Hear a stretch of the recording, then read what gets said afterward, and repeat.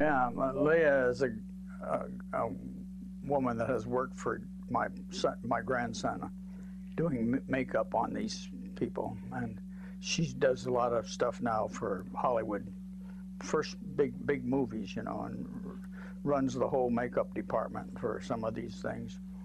Big deal. Okay, let's look. Yep, you're looking right at me. That's perfect. Okay. Look down a little bit. Right there, perfect. You want me to be looking at the camera most of the time? Towards me. Towards okay. you, huh? This is a testing volume. Please just... Okay, what do you want to hear? Is that loud enough? Just talk in your standard voice. Well, I talk loud pretty much. I've always tried to project to the back of the room. Okay, let's stop for a second and let's try that. I think the volume is okay. You talk loud enough, you think? You're not talking. Well, sure, I'm talking. I didn't quite get what you were getting. I want to test the volume. Yeah, I thought you were. I'm happy to talk to you about anything. Okay. Now, let me stop it and...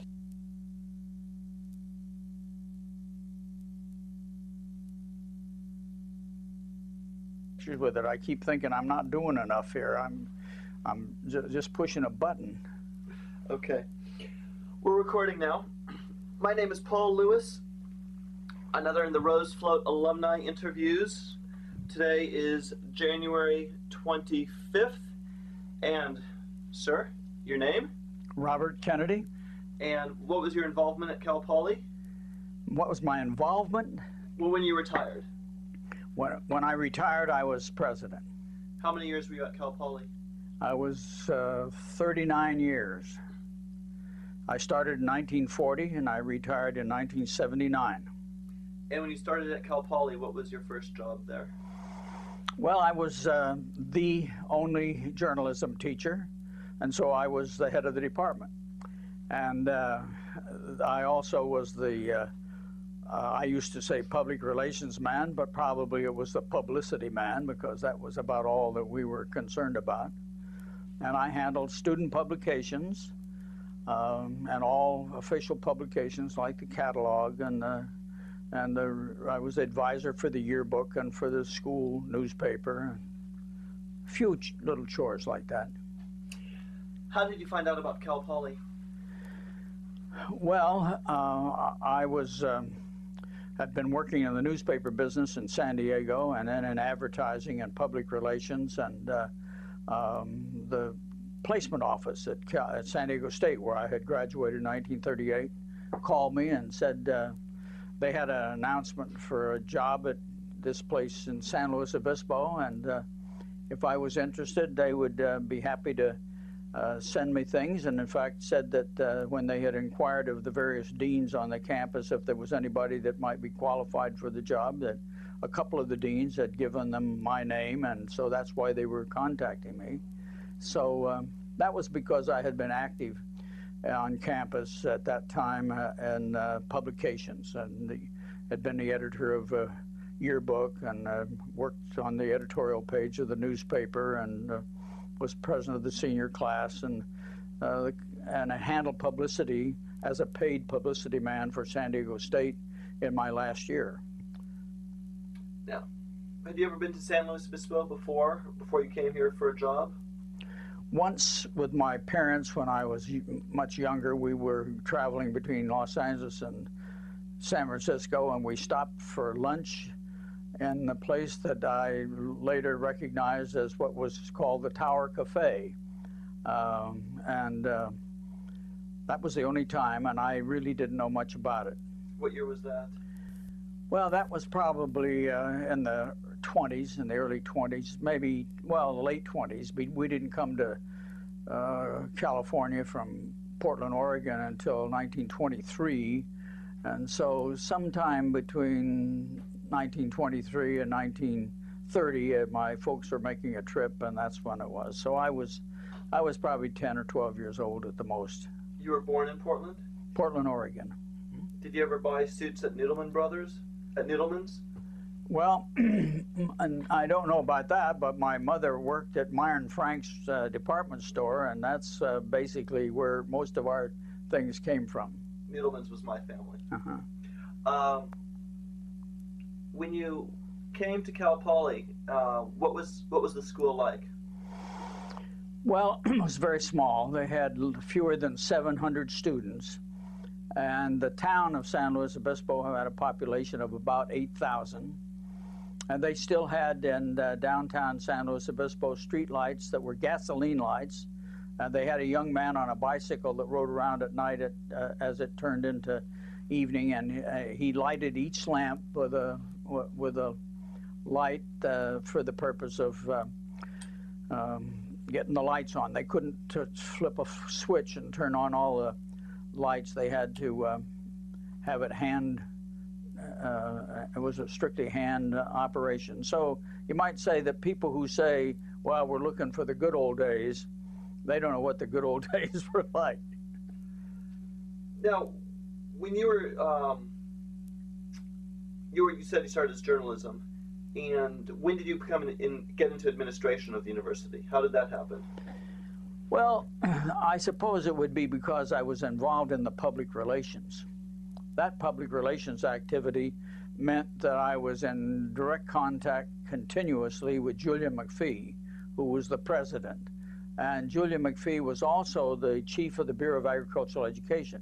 He took the job at Cal Poly on basically a half-time basis. He continued to be the chief of the Bureau of Agricultural Education and the president of Cal Poly, and he ran both programs. In fact, he moved the headquarters for the Bureau of Agricultural Education to the campus at Cal Poly so that he could handle both jobs at the same time.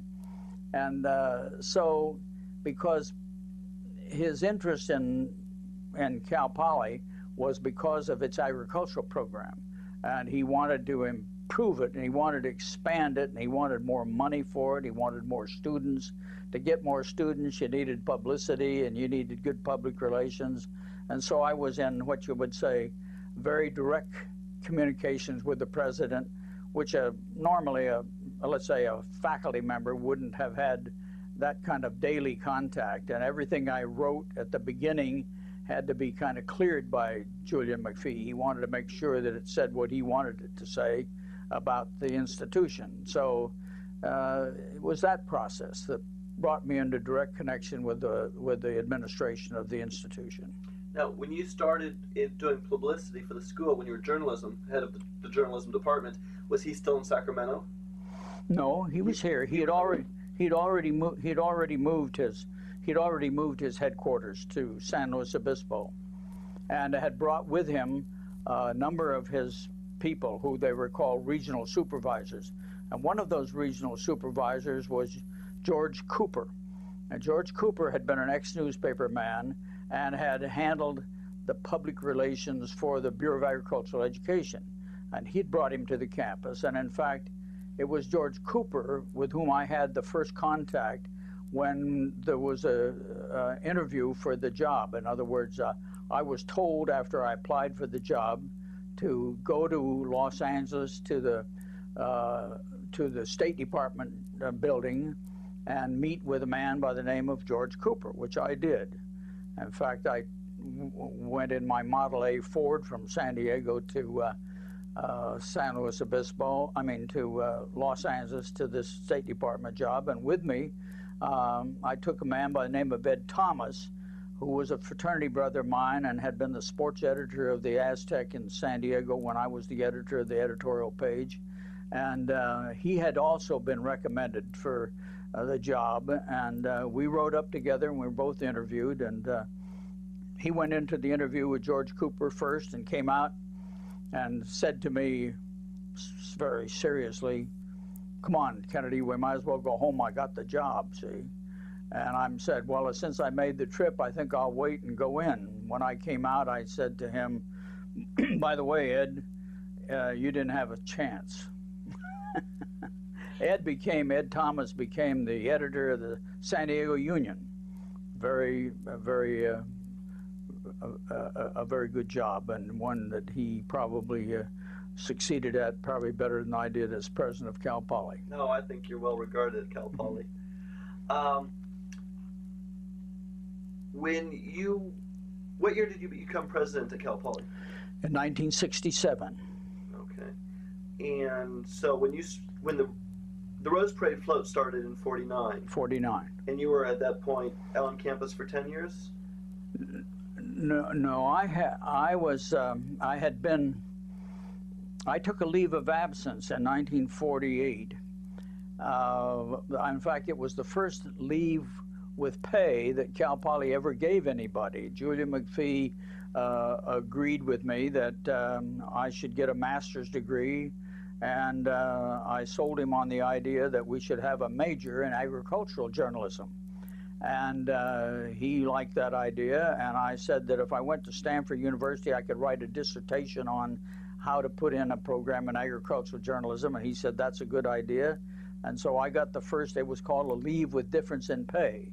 They hired somebody to take my job, and they hired him for less money than I was making, and I got the difference in pay. And the difference in pay was $135 a month, and I took a job at the Palo Alto Times as a reporter. I had a wife and 4 kids when I took that leave of absence, and we had to live we lived in Los Altos, and I went to school and got a master's degree, and I came back in 1949, but at the time of that first Rose Parade, I received a message from Julia McPhee wanting to know from me what I thought about whether we should get involved in this business of having a float in the Rose Parade. He said that Harold Wilson, the then dean of the Voorhees campus, which is a branch of Cal Poly that had been established by gift from the Charles B. Voorhees family in 1938, and that gift of some 167 acres, as I recall, and with avocados and citrus, gave this campus at San Luis Obispo a branch in Southern California where they could have subtropical agriculture, which was what we couldn't have in San Luis Obispo. So Harold Wilson had recommended to Julia McPhee that they put in a float, and he first was talking about doing it just for the Southern campus because they thought that was where they could get publicity on it. And McPhee's answer was, if you're going to have a float in the parade, it's got to be for both campuses, you know. And so that's the way it turned out. And one of the students that was the real leader of that first request, as I recall, was Bob Stein, who was a student at the Voorhees campus. And he later transferred to San Luis Obispo, as all students did who went to Voorhees. They always had to come to San Luis Obispo for the last 2 years to graduate. And when he came to San Luis Obispo, he became the editor of a yearbook. And but he was the person who went to see the mayor, and the mayor was Mayor Dorn, who lives in Morro Bay now, retired, but he was the mayor at Pasadena. And it was he that got Cal Poly into the parade more than I think anybody else. And Harold Wilson had recommended to Julia McPhee that we try to get into the parade, and McPhee had contacted me as the so-called public relations man. What do you think of the idea? And I thought it was a great idea. I couldn't think of any way you could get that much publicity for so little actual cost. But I didn't realize what kind of competition we were going to get into. Now, whose idea was it? Was it the students who went to Wilson, or did Wilson go to the students? How did it all start? I think the students went to Wilson. And you can find that out from Harold Wilson better than from me. But it's my opinion that it was the students who had the idea. And they had the idea because they were ornamental horticulture students, and they could see a great connection between Rose Parade float and the major in ornamental horticulture. They could see the relationship between decorating a float and their major. And And then the students at San Luis Obispo, when they got involved in it, of course, they could see the great engineering possibilities of the fact that there was going to have to be, if it was going to be competitive, they're going to have animation, and so for years it seemed to me that the Cal Poly floats always were kind of on the leading edge of animation. I'm not sure that that's still true, but because they've all picked up on the very latest technologies. But I do think that Poly was really leading in the animation department. So what do you remember of the first float, about how it happened and the feeling on campus after it was in the parade? Well, as I say, during that first float, see, in January of '49, I was still in Palo Alto, going to Stanford, and while I saw it on TV, I didn't have any absolute connections with students or anybody else on the thing, other than to have responded to McPhee's request by saying I thought it was a good idea, let's do it, you know.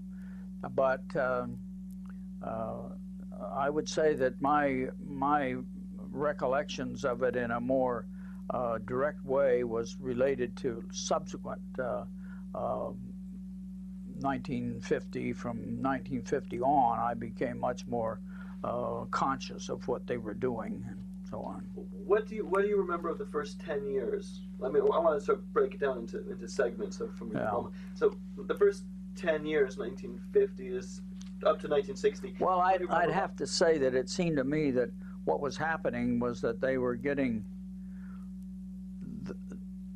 every time I would watch on television, and I would watch the live thing as soon as I had a television set, and I would watch these parades, and I realized that the competition was getting very, very stiff, that certainly that we were going to have to put lots of effort into it. Our first few floats were, you might say, by comparison to the way it is in the 90s, I wouldn't say amateurish. I don't think any of our floats ever would have been classified as amateurish in terms of the times, but certainly compared to the way it is now and the way it was beginning to grow, that we would have to have said that the handwriting was on the wall in terms of our involvement and in terms of numbers of students that were going to have to be involved and the money that was going to have to be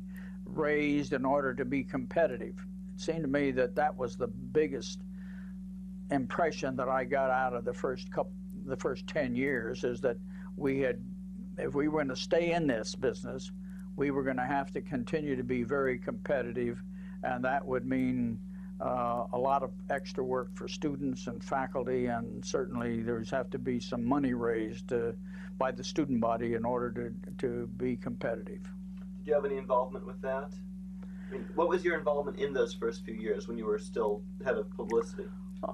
Well, I would say that I would always, when they were organizing it, they would, because it was a public relations effort, they would, the proposal of what they were going to do for a theme and so on, and the sketches and so on, all came across my desk, so that in fact I could react to the things. There's no question but what I considered it one of the most important public relations activities of the institution. And in that respect, since I was the public relations director, I naturally had a responsibility to see to it that something wasn't on that float or wasn't a part of that float that would be, in fact, an embarrassment to us in some way. So you might say that I was, while I tried my best to camouflage that role by not letting the students think of me as a censor. I was, in fact, the if not the ultimate, I was the next to the last decision maker in regard to whether that particular float, as it was proposed, was the one that we were going to put in the parade. Were there any Were there ever any questionable floats? Oh yes, there were a number of times when the students tried to put in some little, what you might call family jokes, things that were happening on the campus and so on, that they were tucking away in little signs and so on, that would have, they thought that the kids on the campuses would get a big bang out of some things that would be, well, like during the 60s, you might say, there was one time when they tucked away a little sign that said "Question Authority" in the proposal, that is. It didn't get into the float, because I was one of the authorities that they were questioning, I suppose. Yeah. Right. What other things happened, student pranks like that, do you remember? Well, the students at Cal Poly who would become involved in the Rose Parade float, I think were always very serious and responsible individuals who knew what the value of this activity was for the institution. There were very few students at any time that didn't want their institution to have a good reputation. I think they all recognized that as graduates they would someday be, that it was best if their institution had a good reputation. They were not about ready to destroy the reputation by doing something would have been considered to be either detrimental or sort of asinine reaction. I think that they felt that they were doing a great job, and I tried always to make sure that they knew that was, I think my role sometimes, Paul, was to try and encourage them to continue. There were a lot of times that the students would begin to say, hey, this is an awful lot of work, maybe we ought to be not doing this, maybe we ought to pull out of this thing. So as I say, as the public relations director, I was always a part of the cheering section. I wanted to make sure that students ever didn't get the idea that this is more work than it's worth, because I thought it was very, very valuable. Did you ever go to the parade? Did you ever go to the parade in person? Yes. When was your several times. I can't remember it exactly, but so did McPhee on several occasions. And on one occasion, I remember we both went together to the parade. But after the advent of, after the popularity of television, there wasn't any question. I soon discovered that you saw the parade better watching television than you did sitting on a curb. But it's more fun in person, though, isn't it? Well, I don't know. There's a lot of convenience to sitting at home and drinking a cup of hot coffee as compared to freezing yourself off down there on New Year's Day. But the first time you went in person, what was your feeling when that Cal Poly float went by? Oh, I was very proud. I was very proud that, you might say I got tears in my eyes over the fact that the students were able to do such a tremendous job, and competition with corporations that had hired the best decorators, the best designers in the world, and spent I don't know how many thousands and thousands of dollars to get the publicity, and to think that our students were doing the same thing on a volunteer basis was just a great heart tug. And you've now seen 49 Cal Poly floats down the parade route with this last one. What was the feeling this January 1st? Well,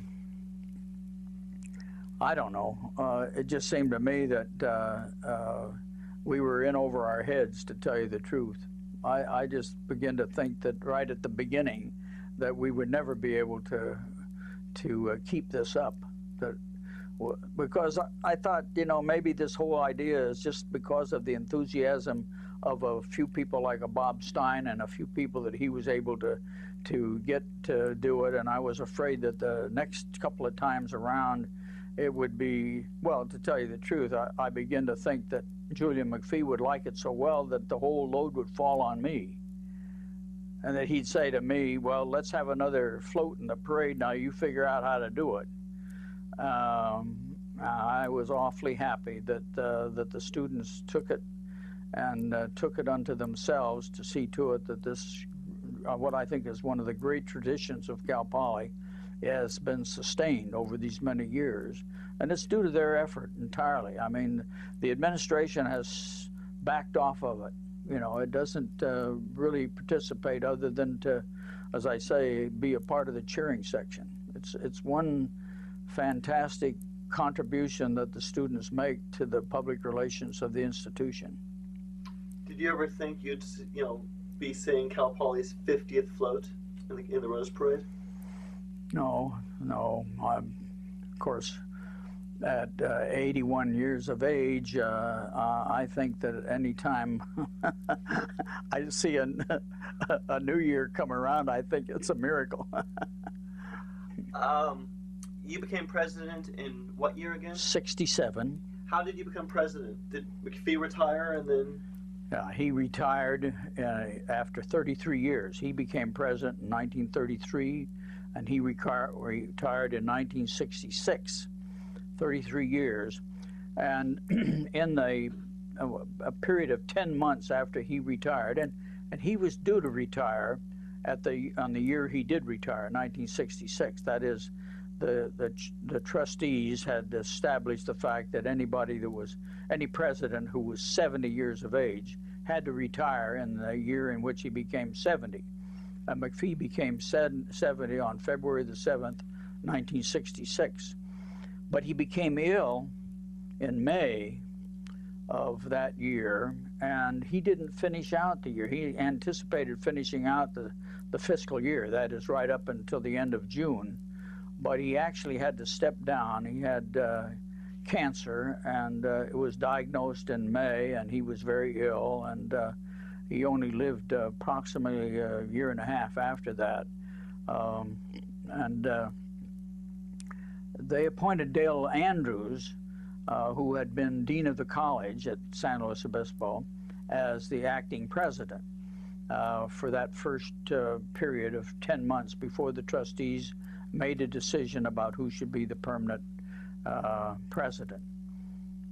And so I felt very fortunate that the trustees had selected me. And I should say that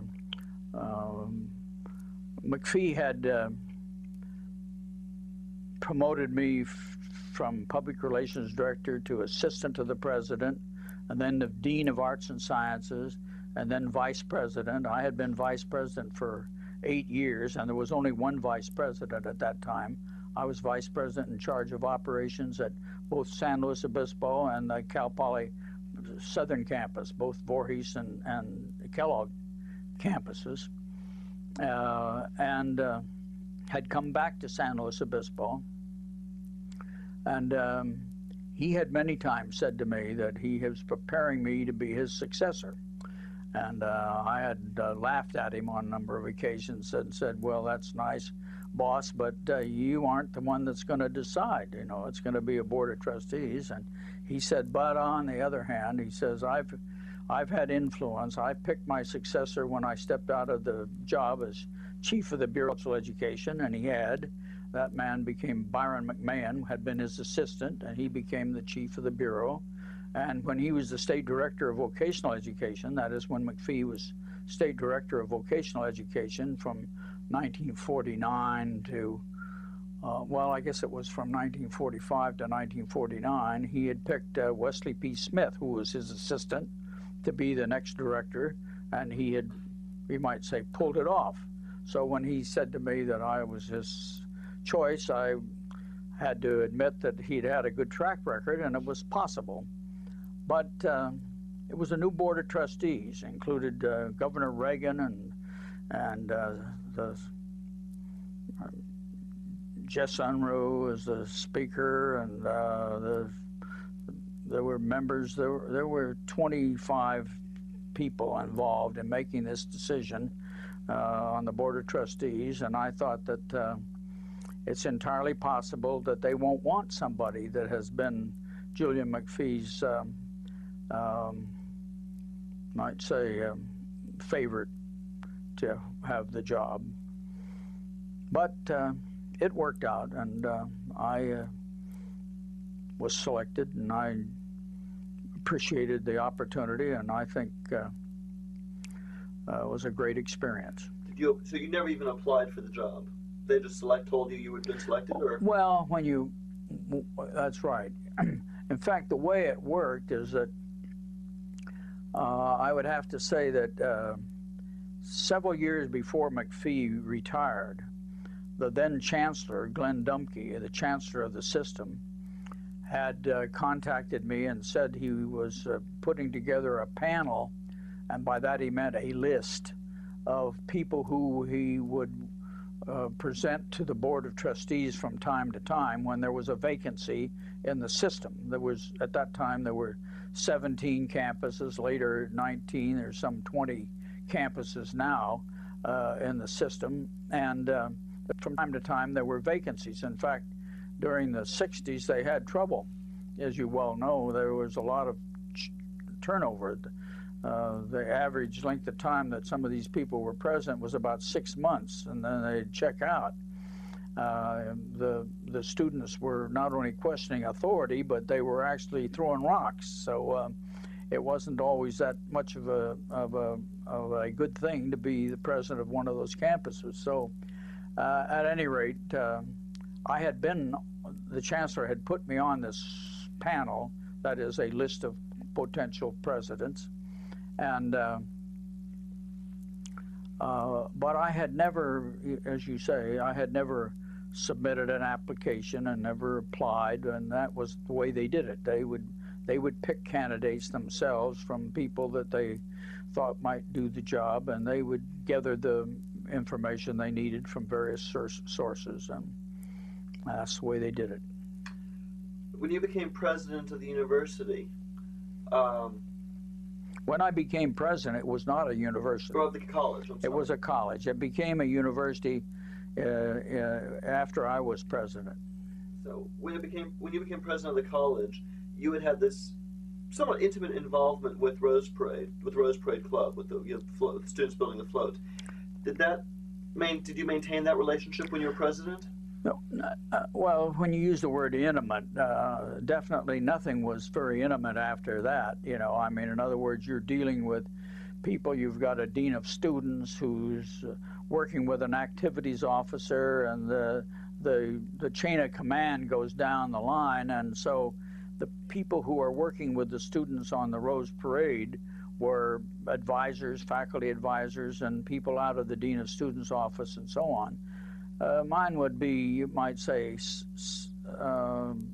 only insofar as that I would at least once a year go to something that the Rose Parade committee was putting on, and I would usually go there at their request in order to give a little talk about the importance of the Rose float and why I was happy that the students were involved in it. It was a little, you might say,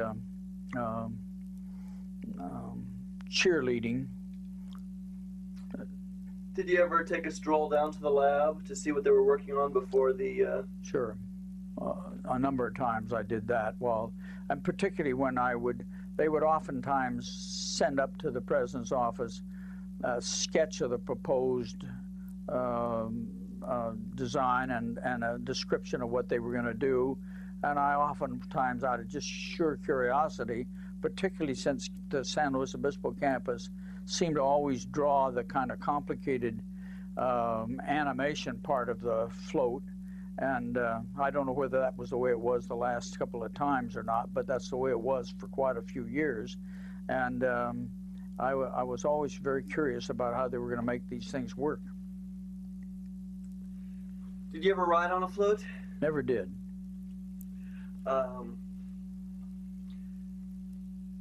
What else? I guess think of a couple things here. Yeah. Now, you retired in 1979. Right. And that's been a long time ago, you know that. President Warren Baker and I had a conversation on the phone the other day about some things that he was asking me some questions about the past, and we both were struck with the fact that he has been president for 18 years now, and that exceeds the length of time that I was president, but doesn't quite exceed the length of time when I put vice president and president together. And during the years that I was vice president, I often thought I was carrying about the same load as the president, because by that time Julia McPhee kept talking about retiring, and he keeps saying, I don't want any of that stuff on my desk. You should take care of it. Just keep that stuff off my desk.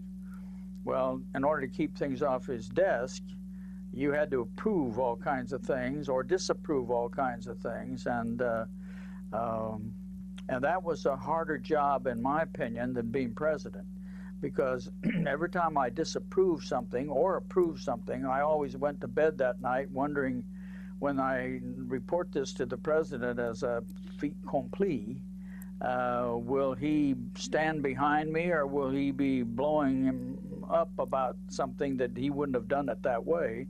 And there's a lot of things that you do that when you're the vice president and you have authority, you still have to worry about whether what you are going to do is going to please the president, because you do indeed, as the vice president, work at the pleasure of the president.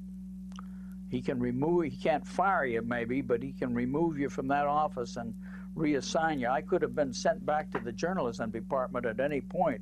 When I became an administrator, the first time I became an administrator as an assistant to the president, when I was appointed to that, I asked for a joint appointment, which would be, and I was also a tenured member of the journalism faculty, so that if I didn't succeed in the job as the assistant to the president or the dean or the vice president, and he wanted to reassign me, I would automatically have gone back to the journalism department as a teacher. So you might say I didn't have to worry too much about my job. I always had a job, but you would lose money, you would lose prestige, you would lose the opportunity to continue to do something at a higher level.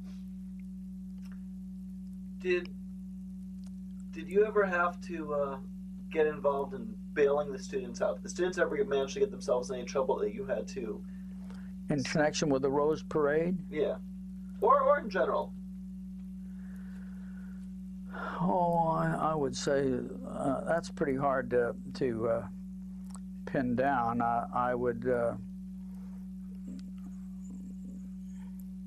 can't recall any specific instances of that, except insofar as it works with the school newspaper. In the early years, as the advisor for the school paper, I frequently had to go to the president's office and explain an editorial. In fact, on that wall over there, you see the picture of the Roy Brophy. You see Roy Brophy there? He was the chairman of the board of trustees at the time that picture was taken. That was taken at a commencement exercise, and he's sitting next to me. What does it say on the description? To Bob, my teacher and always my close friend. Yeah. Well, he was the first student that I had at Cal Poly. When I arrived at Cal Poly in September of 1940, he was the editor of the school paper, of the Mustang. And you see how big he is? He's a big guy, see? He's about 6'2", I'm 5'8". He weighed about 250 pounds, and I weighed about 150 pounds. I'm the advisor, and I'm telling him what to do. And he's pretty cocky guy. He had to be a pretty cocky guy to become chairman of the board of trustees in these later years. He didn't always believe what I told him, and he frequently, as the editor, did what he wanted to do. And on a number of occasions, he editorialized against some action that the president had taken. And I had to explain to Julia McPhee that I believed in freedom of the press. I believe that in the good long run, it would be best if we didn't try to stop the editor from writing what he wanted to write. Those are the kind of things. I guess not only did I do that on behalf of Brophy, but I probably did it on behalf of every editor over the years, because editors frequently wrote editorials that the administration didn't care for.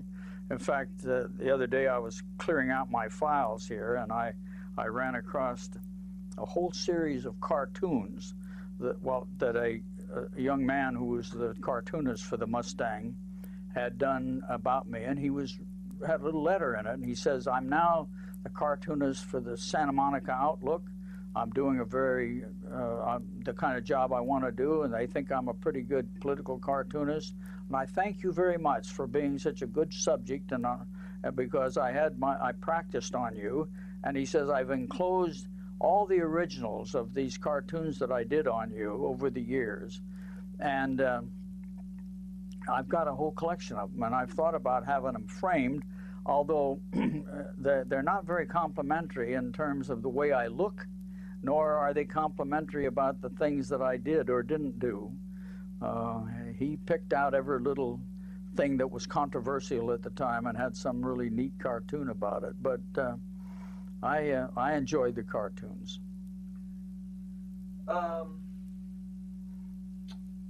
What does it mean to you for Cal Poly having its 50th float as a milestone mark? People like these big milestones.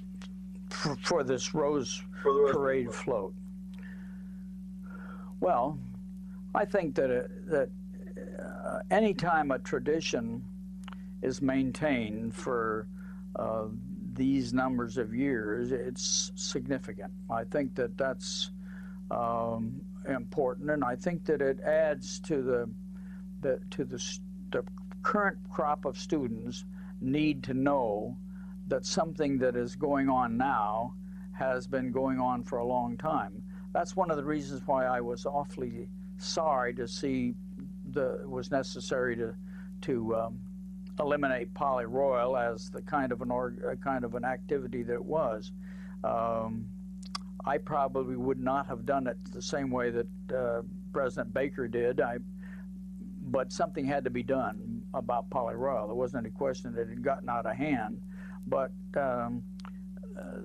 when a tradition like the Rose Parade is successful and is done in such good taste as this has been over these 50 years, I think it's very significant that a celebration of it be held so that the students now and in the future will know that they have a tradition that's worthy of being continued.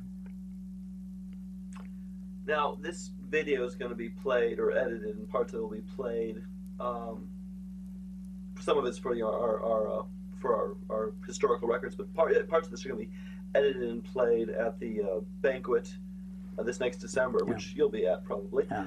What would you like to sort of say to the students as in that way? Well, I would like to encourage the students who volunteer to become a part of this Rose Parade tradition to realize that they're doing something that's very important to the future reputation and of the university, and that they are continuing a tradition that has meant a lot. The fact that Cal Poly is the most popular campus in the California State University system is to me one of the most unbelievable things that has happened in my career. And that when I came here in 1940, Cal Poly was at the bottom of the list of only 8 campuses. It was considered the least desirable. It was considered the one that had you might say, the least effective academic reputation. It was an institution that needed lots of improvement. And that's what the administrations of Julia McPhee and Bob Kennedy put our lifeblood into was to build the reputation of the institution, to make it a better institution. And in this respect, the people that have volunteered for the putting together a Rose Parade float have had a great role to play in bringing this institution to the attention of the public. It's an absolutely, you might say, immeasurable contribution that they've made, because you couldn't buy the kind of public relations that has resulted from this participation in the Pasadena Rose Tournament. Okay. Anything else? I think I've said more than is necessary by a lot. Thank you very much. Okay. Let me stop this.